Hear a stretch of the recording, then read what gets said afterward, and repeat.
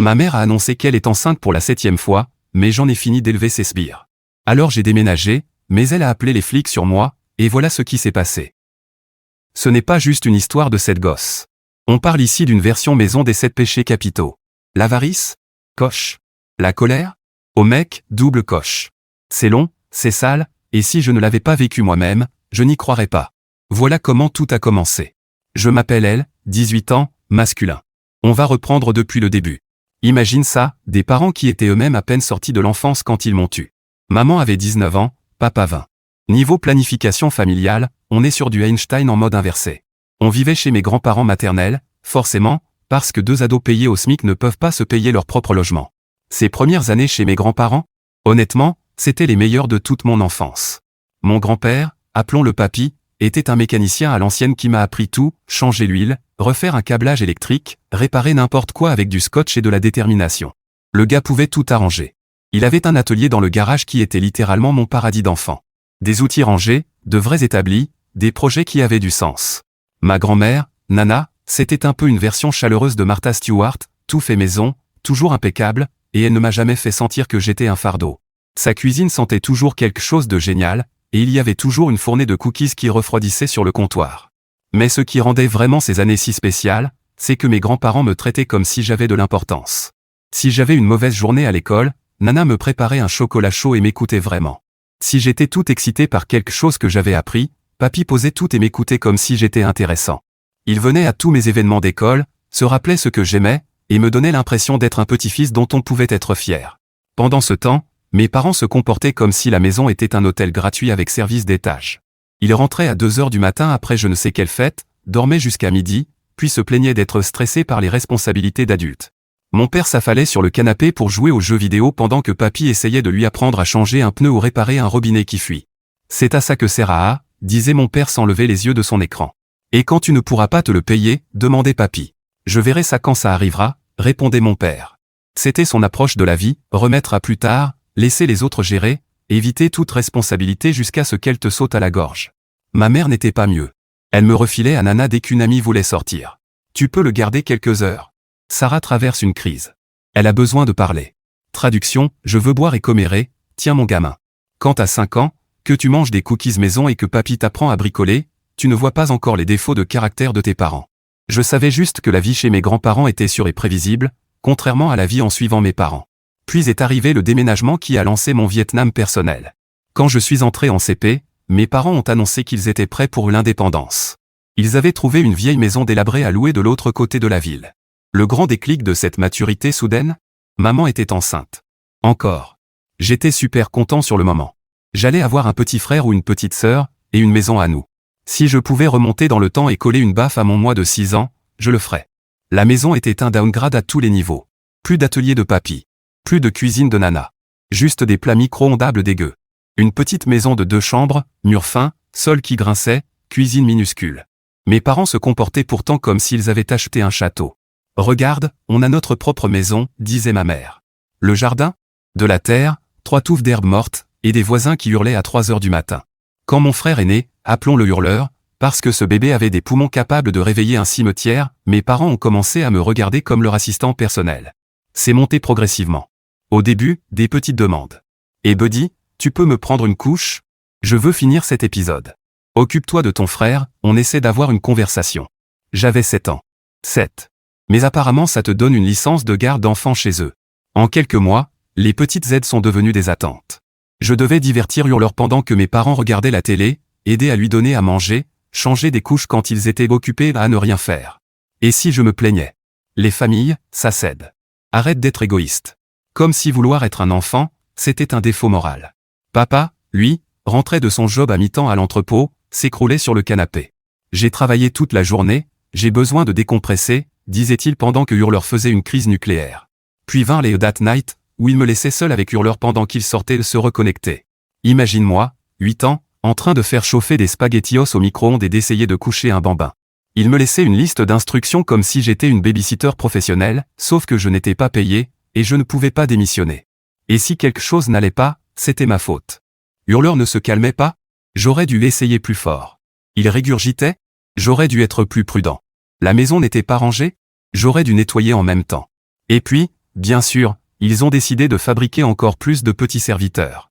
Sur les 11 années suivantes, 5 autres enfants ont débarqué, transformant la maison en centre de chaos permanent. Voici la distribution de ce film d'horreur parentale. Hurleur, édition originale, à 10 ans, il criait encore comme un détecteur d'incendie. Il avait compris qu'hurler attirait instantanément l'attention, donc il en abusait. Pas de chaussures? Il hurle. Le dîner ne lui plaît pas? Il hurle. Il perd un jouet? Bombe nucléaire sonore. Le destructeur, enfant numéro 3, brisait tout ce qu'il touchait. Le casque gaming que j'avais acheté avec mon propre argent? Le môme avait des mains de chantier de démolition et le self-control d'un gamin en overdose de sucre. Je l'ai déjà vu casser un camion jouet, indestructible, en moins de 5 minutes après avoir ouvert l'emballage.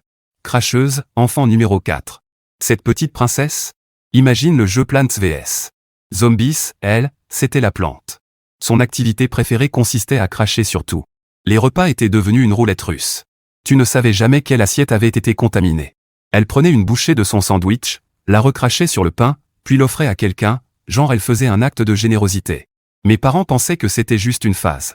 Qu'elle finirait par arrêter. Spoiler, non. Tornade, enfant numéro 5, pouvait transformer une pièce propre en zone sinistrée en moins de 5 minutes. Je te jure, ce gosse défiait les lois de la physique tant il créait le chaos vite.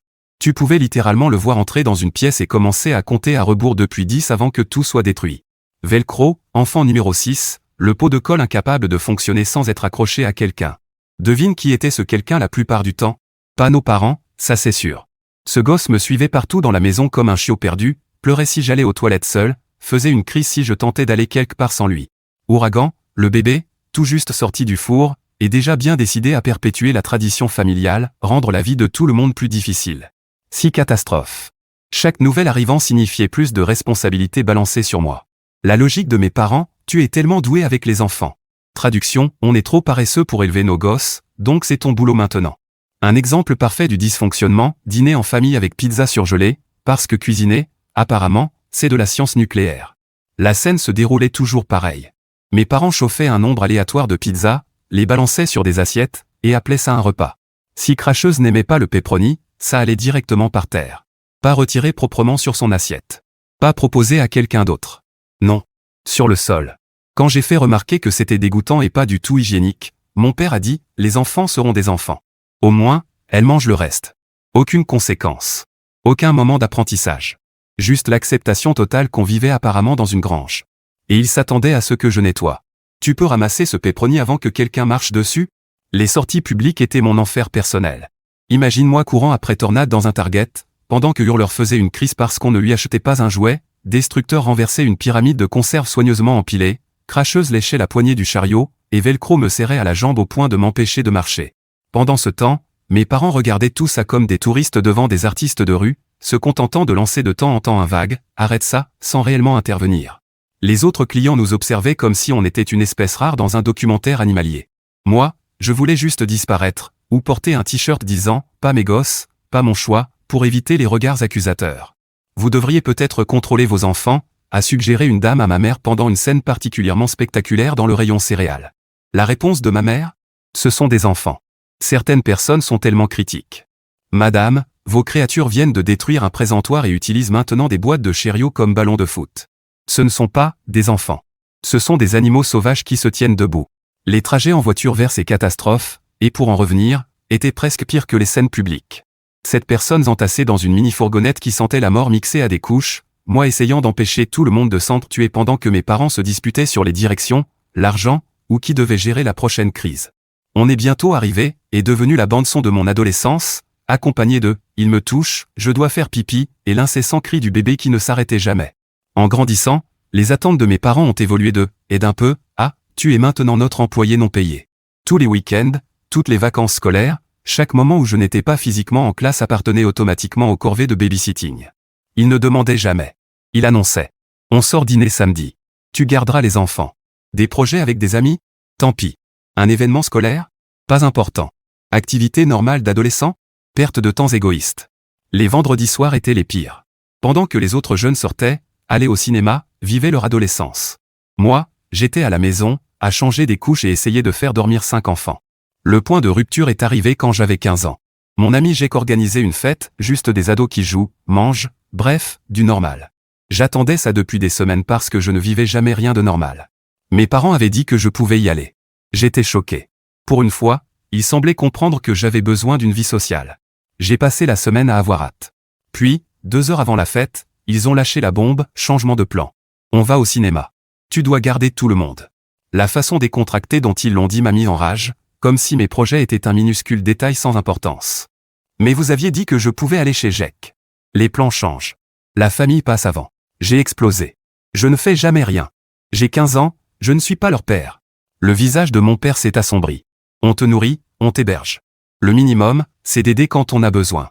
Arrête d'être ingrat. Ingrat, pour vouloir une seule soirée normale. C'est là que mon cousin Paul est entré en scène. Paul, le neveu de ma mère, 25 ans, était l'exact opposé de notre chaos familial. Il avait vu la situation se dégrader au fil des années, et ce soir-là, il est arrivé juste quand mes parents se préparaient à sortir. Il va où comme ça, habillé, a demandé Paul en me voyant prêt à partir. Oh, il devait aller à une fête, mais on a besoin de lui ici, a répondu ma mère, comme si c'était normal d'annuler mes plans comme on change de chaîne. Paul m'a regardé, puis a observé les petits démons qui commençaient leur routine de destruction du soir. C'était quand la dernière fois qu'il a pu sortir avec des amis? Il est tout le temps avec ses frères et sœurs, a dit ma mère. Ce n'est pas pareil. Paul s'est tourné vers moi. Va à ta fête. Je les garde. Ma mère a commencé à protester, mais Paul l'a coupé net, il a 15 ans. Il devrait passer du temps avec des ados, pas élever les vôtres. Boum. Première personne de ma famille à dire tout haut ce que je vivais. Ils ont essayé d'argumenter, mais Paul n'a pas bougé, je ne suis pas un ado que vous pouvez culpabiliser. Soit je les garde, soit vous restez ici. À vous de choisir. Cette soirée chez Jack a été la première en année où je me suis senti normal. Jeux vidéo, pizza sans crachat, aucun coucher d'enfant à gérer. À partir de là, Paul est devenu le grand frère que je n'avais jamais eu. Il me sortait de la maison quand ça devenait trop lourd, il me surveillait, et il n'avait aucune peur de confronter mes parents. Tu sais que ce n'est pas normal, hein? C'est comme ça dans ma famille, ai-je répondu, répétant le mantra de mes parents. Non. C'est juste eux qui refusent d'assumer. Ce n'est pas pareil. Avoir enfin quelqu'un qui validait mon ressenti, c'était comme respirer après avoir été sous l'eau trop longtemps. Puis est arrivée la plus grosse claque, l'année de première. Quand Ouragan est né, mes parents ont pris une décision qui me met encore en colère rien que d'y penser. Au lieu de mettre le berceau dans leur chambre, ils l'ont mis dans la mienne. Leur justification? Tu es tellement bon avec les bébés, et on a besoin de dormir pour le boulot. Ils avaient fait ce bébé. Mais c'est moi qui devais sacrifier mon sommeil parce qu'ils avaient un travail. Comme si je n'avais pas école, devoirs, examens, avenir. À 16 ans, je suis devenu un père célibataire pour ma petite sœur. 2 heures du matin, biberon. Puis couche. Puis colique. Puis marcher dans la chambre pendant des heures pour la rendormir. Tout ça en essayant d'avoir des notes correctes. Ma chambre était une garderie avec un lit d'ado au milieu. Le berceau contre un mur, la table allongée à la place de mon bureau, des biberons partout. Mon ordinateur relégué dans un coin inutilisable. Adieu intimité. La chambre de mes parents était à 10 mètres. Mais ils agissaient comme si elle était dans un autre fuseau horaire. On ne l'a pas entendu, disait-il le matin pendant que je ressemblais à un zombie. Mensonge. Le quartier entier l'entendait. La privation de sommeil m'a détruit. Mes notes ont chuté. Je m'endormais en classe. Mes amis ont arrêté d'inviter, j'étais toujours épuisé. Ma vie sociale n'a pas seulement disparu. Elle a été exécutée avec préméditation. Puis l'école s'en est mêlée. Mes profs s'inquiétaient. Ma conseillère, Madame Patterson, a appelé chez moi. Ses notes dégringolent. Tout va bien à la maison? Ma mère, oh, il traverse une phase rebelle. Il ne se donne pas à fond. Puis, il reste trop tard à jouer aux jeux vidéo. Oui, bien sûr. Tellement de temps libre pour ça. Madame Patterson a suggéré que je devais avoir moins de responsabilités. Ma mère a rigolé, les jeunes ont trop la vie facile. Un peu de responsabilité, ça forge le caractère. La dernière gifle scolaire est arrivée au printemps. J'avais été accepté dans un programme d'ingénierie d'été ultra sélectif. 3 semaines qui auraient boosté mes chances pour l'université. La réaction de mes parents? Qui va garder les enfants pendant qu'on travaille? J'ai dit, c'est seulement 3 semaines. Paul a dit, on ne va pas imposer Paul chaque fois que tu veux faire quelque chose. Ils ont refusé. Net. Sans discussion. Je les ai regardés transformer une opportunité incroyable en un rappel supplémentaire des sacrifices qu'ils exigeaient de moi. Il y en aura d'autres, a dit mon père. Comme si ce genre de programme poussait sur les arbres. Quand, ai-je demandé? Pas de réponse. Le pire, c'était de voir sur les réseaux sociaux les autres élèves publier des photos de leur programme d'été. Les autres enfants, qui n'étaient pas plus intelligents que moi, n'avaient pas de meilleures notes, mais avaient des parents qui priorisaient leur éducation plutôt que leur propre confort. Eux passaient leur été à apprendre et à booster leur CV. Moi, je passais le mien à changer des couches et à séparer cracheuses et tornades en plein combat. C'est à cette période que la sœur de ma mère a décidé de donner son avis. Tante Karen était essentiellement l'encouragement numéro 1 de ma mère et son facilitateur officiel. Karen avait 2 enfants, des petits anges parfaitement sages qui ne causaient jamais de problème.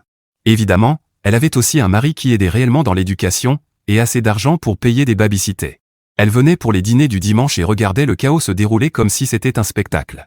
Pendant que Tornade détruisait le salon et que Cracheuse contaminait l'approvisionnement alimentaire, Karen souriait. « Tu as tellement de chance d'avoir un aîné aussi serviable », disait-elle à ma mère pendant que je courais après Velcro autour de la table pour l'empêcher de manger seulement des bonbons. Mes enfants n'ont jamais été aussi responsables. Quand Paul a commencé à confronter mes parents lors des réunions familiales, Karen s'est auto-proclamée défenseuse officielle de la famille. Certaines personnes devraient se mêler de leurs affaires, lança-t-elle avec un regard appuyé pendant un dîner tendu. Paul avait demandé pourquoi c'était moi qui préparais tous les enfants pour aller au lit pendant que mes parents regardaient la télé. Tout le monde ne comprend pas les valeurs familiales, a-t-elle craché. Paul n'a pas reculé. Quelle valeur familiale? Faire élever vos enfants par un ado? Ma mère, il apprend la responsabilité. Ça fera de lui un meilleur homme. Paul, ça fera juste qu'il détestera sa famille. L'air était si lourd qu'on aurait pu le couper au couteau. Mes parents restaient assis comme si cette discussion était parfaitement normale pendant que je voulais juste m'enfoncer dans le sol. Karen m'a coincé plus tard dans la cuisine pendant que je nettoyais le champ de bataille du dîner. Tu sais la chance que tu as ici, hein, dit-elle, me bloquant l'accès au lave-vaisselle. Certains enfants n'ont pas de famille qui s'occupe d'eux. J'avais 17 ans et j'étais fatigué du gaslighting. Oui, et certains enfants n'ont pas à être parents de leurs frères et sœurs. Son visage s'est glacé. La gratitude, ça va loin dans cette famille. Tes parents travaillent dur pour vous tous. Et moi, je travaille dur pour élever leurs enfants. C'est quoi ton point? Tes parents auraient pu te placer en famille d'accueil quand c'était difficile. À la place, ils ont gardé la famille unie. Comme si faire le strict minimum en tant que parent était un cadeau qu'ils me faisaient. C'est là que j'ai compris que Karen n'était pas juste complice, elle croyait sincèrement que tout ça était normal. Les choses sont devenues encore plus tordues quand Karen a commencé à amener ses petits anges pour des plédates. Ses enfants restaient tranquillement assis à colorier, pendant que les miens transformaient la maison en zone de guerre, et elle lançait des remarques calculées sur les styles parentaux. Certaines familles sont plus structurées, disait-elle en observant des instructeurs essayer de faire passer une voiture jouet dans les toilettes. Mais chaque famille trouve ce qui marche pour elle. Chez nous, ce qui marchait apparemment, c'était le chaos total. Les visites de Karen sont devenues une source de stress. Elle trouvait toujours le moyen de renforcer l'idée que j'étais chanceux d'avoir autant de responsabilités. Elle louait ma fiabilité devant mes parents, ce qui les encourageait à m'en donner encore plus. Vous avez élevé un jeune homme tellement responsable. Oui, responsable de tout le monde sauf de moi. Avançons jusqu'au mois dernier. J'ai 18 ans maintenant, j'arrive à peine à survivre ma terminale avec un GPA de 2,08, alors qu'il aurait dû être bien plus élevé. Et mes parents ont décidé de lâcher une bombe nucléaire pendant une réunion familiale. Nous avons une nouvelle excitante, annonça ma mère comme si elle révélait les numéros gagnants du loto. Je savais. Je savais ce qui arrivait. On attend un autre bébé. Numéro 7. Le 7 porte bonheur. La pièce s'est mise à tourner comme dans une version tordue d'Inception. Ils ne me parlaient même plus comme leur fils. La phrase de mon père a rendu tout clair, on va avoir besoin d'aide supplémentaire quand le bébé arrivera. Heureusement que tu as 18 ans, tu peux prendre plus de responsabilités sans souci légal. Sans souci légal. Ils avaient vraiment réfléchi aux implications juridiques de leur exploitation. Hurleur s'est mis à applaudir. Un autre bébé? On peut choisir son nom. Destructeur avait l'air confus. On va le mettre où? Il y a déjà plus de place. Cracheuse, fidèle à elle-même, je peux le nourrir? Je promets de pas cracher dessus. Velcro s'est agrippé à ma jambe, tu vas t'occuper de celui-là aussi? Et Ouragan a commencé à pleurer comme si elle comprenait. J'ai regardé mes parents et j'ai vu 2 personnes qui n'avaient appris absolument rien des 6 précédents. Ma mère brillait de joie. Mon père souriait comme s'il venait de résoudre tous leurs problèmes en créant un nouvel esclave. C'est à cet instant que quelque chose en moi s'est brisé. J'étais fini. Terminé. Vidé. Je me suis levé, suis allé dans ma chambre, toujours à moitié une nurserie, et j'ai appelé grand. Grand-père, ils ont encore recommencé.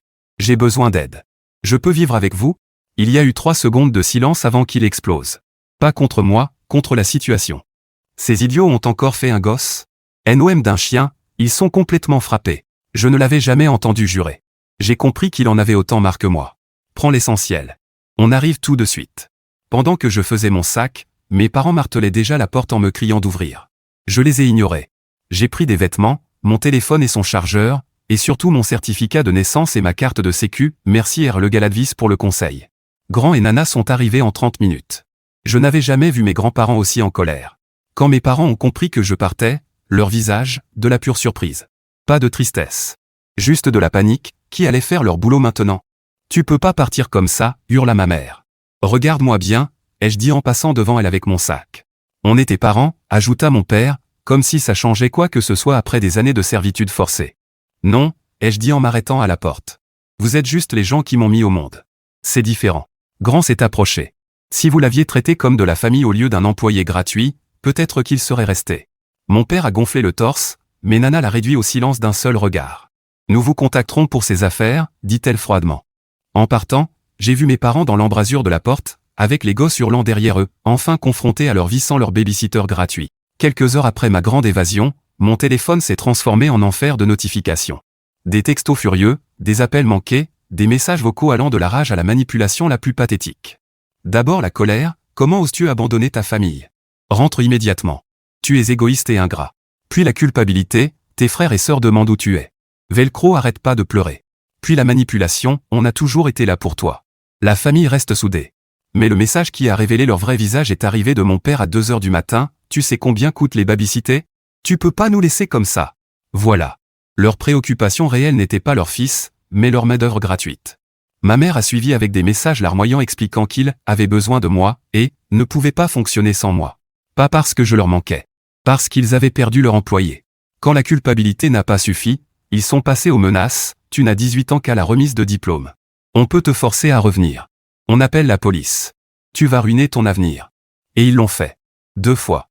À chaque fois, les policiers ont regardé la situation et ont dit, en gros, occupez-vous de votre vie. Le premier officier, clairement agacé, après m'avoir parlé. Il est assez grand pour choisir où vivre. Ma mère, mais c'est encore notre enfant mineur. Madame, il a 18 ans et il est en terminale. À moins que vous ayez une preuve d'enlèvement, on ne peut rien faire. C'est un enlèvement. Ils l'ont monté contre nous. L'officier Johnson, votre fils est-il parti volontairement? Oui, mais, alors ce n'est pas un enlèvement. Le second policier était encore moins patient, on a déjà vu ça. Votre fils a l'âge de décider. Concentrez-vous sur les enfants qui sont encore chez vous. Le visage de mon père était rouge tomate. C'est du harcèlement. Il viole nos droits parentaux. Vos droits parentaux sur un jeune de 18 ans sont très limités, monsieur. Prenez un avocat si vous pensez le contraire. Et bien sûr, ils ont menacé de poursuivre mes grands-parents pour enlèvement et ingérence. Grand, la légende, allez-y. Je serais ravi d'entendre comment vous allez expliquer au juge que vous voulez forcer votre fils à faire du babysitting gratuit. Ce n'est pas du babysitting gratuit, c'est la responsabilité familiale. Bien sûr. Et je suis certain qu'un juge serait très intéressé d'en entendre plus. Ça les a calmés direct. Pendant ce temps, Paul recevait des mises à jour de Karen, qui menait apparemment la grande campagne familiale destinée à me faire passer pour le méchant. Le groupe familial, que Paul m'a montré, était un chef-d'œuvre de déni collectif. Karen, je n'arrive pas à croire qu'il abandonne sa famille comme ça. Après tout ce qu'ils ont fait pour lui. Paul, peut-être que s'il l'avait traité comme un fils, il ne serait pas parti. Karen, il est égoïste et ingrat. La famille reste soudée, quoi qu'il arrive. Paul, la famille n'exploite pas ses enfants. Karen, tu lui remplis la tête de bêtises sur soi-disant être exploité. Il avait un toit et de la nourriture. Paul, et qu'est-ce qu'il devait faire pour mériter ces besoins de base que chaque parent est légalement obligé de fournir? Karen n'a pas répondu. La meilleure partie, c'était de voir la dynamique familiale exploser en temps réel. D'autres membres de la famille, jusque-là silencieux, ont commencé à poser des questions. La cousine de ma mère a écrit dans le groupe. Attendez, pourquoi il faisait autant de garde d'enfants? Il y a bien 6 autres gosses et 2 parents, non? Soudain, Karen a commencé à pédaler dans la semoule. Il ne faisait pas tant que ça. Il aidait juste, comme un bon grand frère. Paul, béni soit-il, ne laissait rien passer. Il avait un bébé qui dormait dans sa chambre et il faisait les biberons de nuit. Ce n'est pas aider. C'est être un parent. La vérité sortait enfin. Et Karen détestait ce que ça faisait paraître de sa sœur. Et là, ça devient vraiment intéressant, il s'avère que Papy et Nana avaient documenté bien plus que je ne l'imaginais. Chaque conversation inquiétante, chaque fois que j'étais arrivé épuisé, chaque blague que je faisais sur « être le 3e parent », ils notaient tout. Papy a sorti un carnet qu'il remplissait depuis des mois. Date, heure, observation sur mon comportement et mon niveau de stress. Le mec menait littéralement sa propre enquête secrète. Le carnet était accablant. 15 mars, il s'est endormi au dîner. Dit qu'il s'est levé toute la nuit pour s'occuper du bébé. 2 avril, a raté la foire scientifique de son école parce que ses parents avaient besoin de lui pour garder les enfants. Il travaillait sur son projet depuis des mois. 10 juin, remarquez qu'il a perdu du poids. Mes grands-parents se préparaient pour ce moment depuis longtemps. Quand ils ont appelé les services sociaux, CPS, ils avaient des preuves remontant à des mois, capture d'écran de messages où mes parents exigeaient que j'annule mes plans pour faire du babysitting, photo du chaos à la maison que j'avais envoyé en blaguant, mais qui montrait en réalité la négligence totale. La travailleuse sociale assignée au dossier s'appelait Madame Madison. Quand elle est arrivée chez mes parents pour la première visite, Elle a trouvé exactement ce que tout le monde aurait deviné, le chaos. Mes parents ont essayé de faire croire que c'était juste une mauvaise journée, que les enfants, ça met du bazar, mais elle n'était pas dupe. Où jouent habituellement les enfants, demanda-t-elle, en regardant le salon transformé en zone sinistrée. Oh, un peu partout. On les laisse être créatifs. Je vois. Et qui supervise généralement leur créativité? Mes parents échangent des regards. Eh bien, normalement c'est l'aîné qui aide, mais il n'est pas disponible en ce moment. Pas disponible comment? Il est chez ses grands-parents temporairement. Phase de rébellion adolescente, vous savez comment c'est. Madame Madison nota quelque chose dans son dossier. J'aimerais parler aux enfants individuellement, si c'est possible. Lorsqu'elle les a interrogés séparément, la vérité est sortie comme une cascade. Les enfants sont de terribles menteurs. Qui s'occupe du bébé la nuit? Moi. Qui les aide pour les devoirs? Moi. Qui les prépare pour l'école quand maman et papa sont trop fatigués? Encore moi. Qui veille à ce qu'ils se brossent les dents, et des vêtements propres, et mangent quelque chose qui ressemble à un petit déjeuner? À ton avis? Hurleur, dans toute son honnêteté chaotique, il fait tout. Maman et papa regardent la télé surtout. Mon grand frère m'aide pour tout. L'inspection de la maison fut encore pire. Depuis combien de temps votre aîné est principalement responsable des tâches de garde d'enfants? Il n'est pas principalement responsable. Il est le juste. Les autres enfants affirment qu'il gère les biberons, les routines du soir, et les soins quotidiens du bébé. Vous considérez ça comme l'aider? Mes parents bafouillaient, incapables d'inventer une excuse cohérente. Le coup de grâce, elle demanda à voir où dormait Ouragan. Mes parents durent admettre que le berceau avait été dans ma chambre. Et où dort le bébé maintenant? Oh, on a mis le berceau dans le salon, temporairement. On cherche une solution plus permanente. Temporairement. Bien sûr. Madame Madison conclut sa visite en annonçant qu'elle reviendrait pour d'autres contrôles et des entretiens individuels avec chaque membre de la famille. Le regard de mes parents disait clairement qu'ils savaient qu'ils étaient cuits. L'enquête du CPS a duré 3 semaines, visite surprise, interview, analyse des preuves. Le verdict officiel était exactement ce que j'espérais. Délégation inappropriée des responsabilités parentales à un enfant mineur, entraînant un impact éducatif et un stress émotionnel. En termes non bureaucratiques, mes parents étaient coupables de ce que n'importe qui avec 2 neurones fonctionnels savait déjà. La conséquence? Magnifique, cours obligatoire de parentalité. Pas suggéré. Imposé.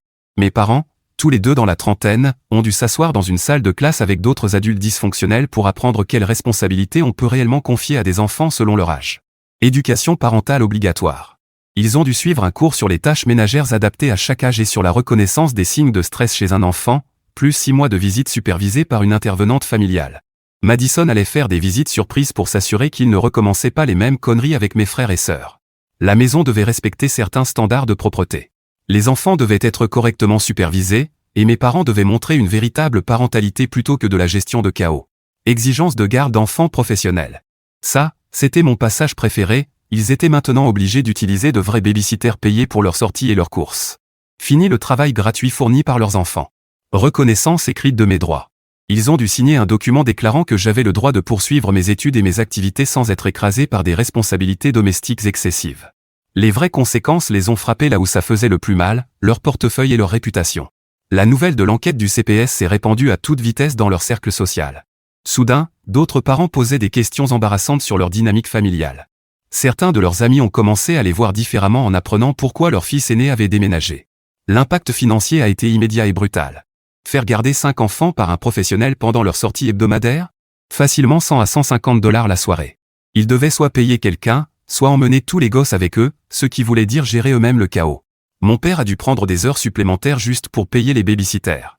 Ma mère n'a plus pu maintenir son emploi à temps partiel, parce que quelqu'un devait vraiment être présent à la maison hors des heures d'école. Lors d'un rassemblement familial particulièrement tendu, Karen a tenté de les défendre. Le CPS ne comprend pas comment les familles soudées fonctionnent. Ils interfèrent avec la dynamique familiale. Paul, à bout de son cinéma, lui a enfin répondu. Les familles soudées ne traitent pas leurs ados comme des employés non payés. Peut-être que si tu avais parlé au lieu d'encourager cette merde, on n'en serait pas là. Je soutenais ma sœur, s'est défendu Karen. Non. Tu encourageais l'exploitation d'un enfant. Silence total dans la pièce. Même mes parents n'ont pas pu contester. La grossesse de ma mère est devenue une source de stress plutôt qu'une raison de se réjouir. Les menaces de garde légale se sont évaporées quand leur avocat, qu'ils ont fini par engager, leur a expliqué que n'importe quel juge éclaterait de rire en les entendant essayer de forcer un gamin de 18 ans à faire de la garde gratuite. L'avocat leur a recommandé de se concentrer sur la réparation de notre relation plutôt que de tenter de me contraindre à revenir. Quant à moi, je revis. Mes notes ont grimpé dès que j'ai recommencé à dormir la nuit entière. Je suis passé d'un GPA de 2.8 à 3.6 à la fin de ma dernière année. J'ai été accepté dans le programme d'ingénierie que j'avais raté l'été précédent, ils avaient une place pour la session de printemps. Mes dossiers universitaires sont solides, et j'ai même décroché un job à temps partiel dans le garage du pote de papy. Du vrai travail payé avec de vrais sous. Concept révolutionnaire. Papy et Nana refusent que mes parents paient pour quoi que ce soit me concernant. On investit dans l'avenir de notre petit-fils, a dit Nana à ma mère lors d'un coup de fil bien épicé. Ce que tu aurais dû faire depuis le début. La relation avec mes parents est définitivement abîmée. Mais honnêtement, ça me va très bien. Certains de mes frères et sœurs ont commencé à poser des questions sur la raison de mon départ et sur la présence régulière des visiteurs de l'État. Hurleur a demandé à ma mère pourquoi moi je devais m'occuper d'ouragan la nuit alors que, c'est un truc de parents. Sa réponse ? C'est normal, les familles s'entraident. Mais Hurleur, pas du tout satisfait de cette excuse creuse, a répliqué. Mais pourquoi tu ne l'aidais pas pour ses devoirs, comme lui il nous aidait ? La vérité sort toujours de la bouche des enfants. Paul est devenu encore plus présent dans ma vie, jouant ce rôle de grand frère que je n'avais jamais eu. Et le meilleur ? Mes parents sont enfin en train d'apprendre ce que ça coûte réellement d'avoir 6 enfants. La réponse de Paul était parfaite. Bienvenue dans le vrai coup de la parentalité. La plupart des gens comprennent ça avant d'avoir 6 gosses.